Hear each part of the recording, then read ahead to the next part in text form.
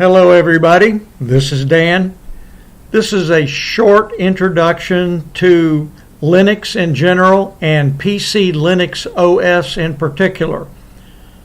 So let's just get started.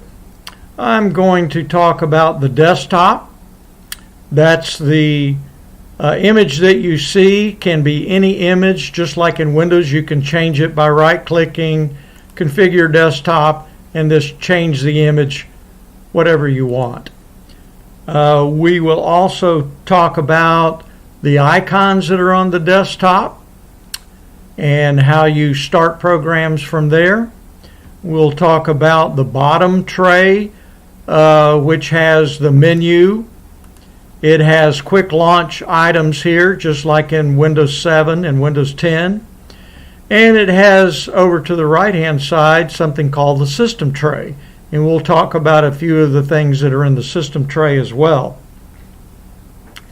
I'll also talk about the software that comes with this brand of Linux and how to update your system and how to add and delete software.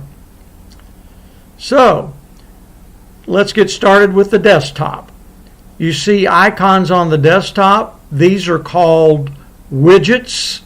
They're called gadgets, I think, in Windows, but they're just things that you can install or put on your desktop. I've got sticky notes, I've got icons that will go to trash and the filing system, and I have a weather gadget here as well. Now on the menu, it's the bottom left-hand icon. It's very similar to the menu that you have in Windows 7. It has a search box, and you can put any program in there. If I start typing in VLC, then VLC Media Player will pop up and you can click on it. Or you can look at the categories, say Office. You can start LibreOffice Writer, which is your word processor, or Calc, which is the spreadsheet, or Impress, which is the presentation similar to PowerPoint. So it's a full-fledged Office suite in Office. In Internet, you got the Firefox browser, Google Chrome browser, Skype, TeamViewer. You have games, filing tools, educational stuff. You also have recent applications. So anything you've started recently will show up here. Also documents. So if I want to start this from here, all I have to do is click on it and it will open up the corresponding program. The quick launch area will launch things with one click. So if I want to start the filing system, for instance, Dolphin, I click on it and up pops the filing system. You notice you have documents, downloads, music, just like in Windows 7 or Windows 10, but everything here is either a folder or a file. So you'll get used to that as you go through. If I click on the music folder, there's one music in the music folder. If I click in downloads, there's nothing there in the downloads folder right now. Okay, I'm going to hit the X in the upper right hand corner. Just like in Windows, that will close the window. Okay, now over to the right hand side we have the system tray, and like Windows we have a clock. If I click on it, up pops a calendar.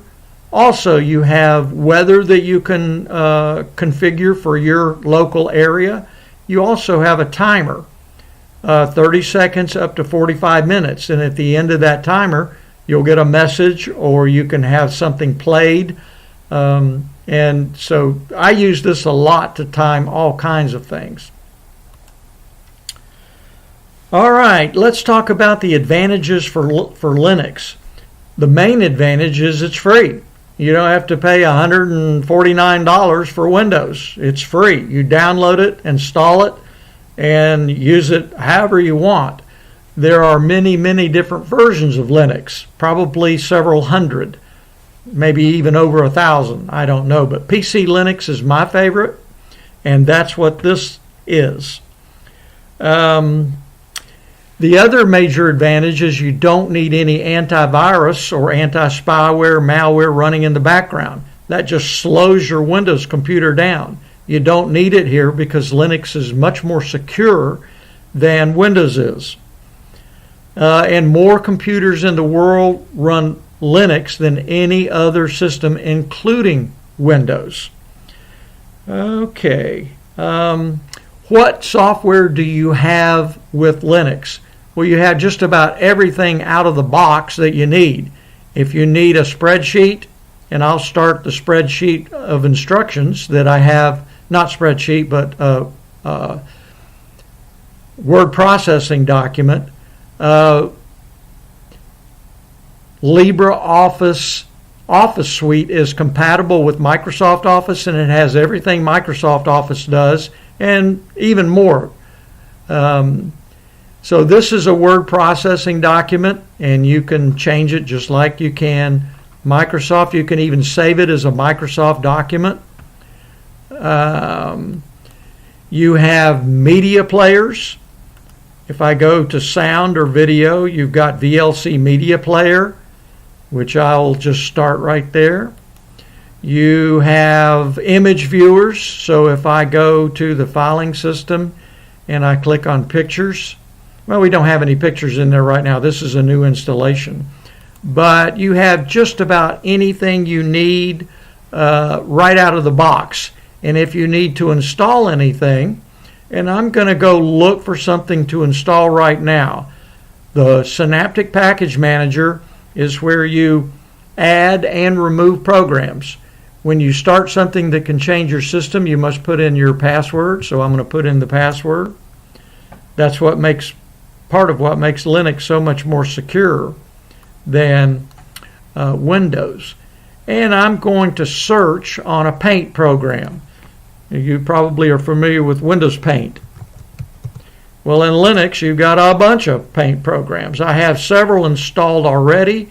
I'm going to get this one called Color Paint. And to do that, I click in the box, mark for installation, mark anything extra, apply, and apply. And it will download the packages. It will install the packages. And usually within just a few seconds, you've installed exactly what you want.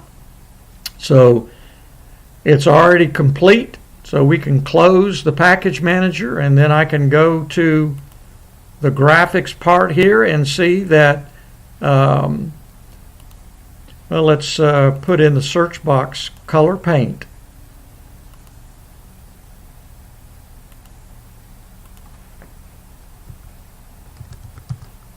And there it is. So if I click on that, I can open up that program. And there's the Paint program that I just installed. That's how easy it is to install new programs in Linux. You don't have to search for it on the internet. You just put what you want, select it, install it. Okay. Also in the system tray, you have clipboard. So anything that you've copied recently will show up in the clipboard, so you don't have to recopy it. You've got a system for your wireless, so to attach to a wireless network, you start that.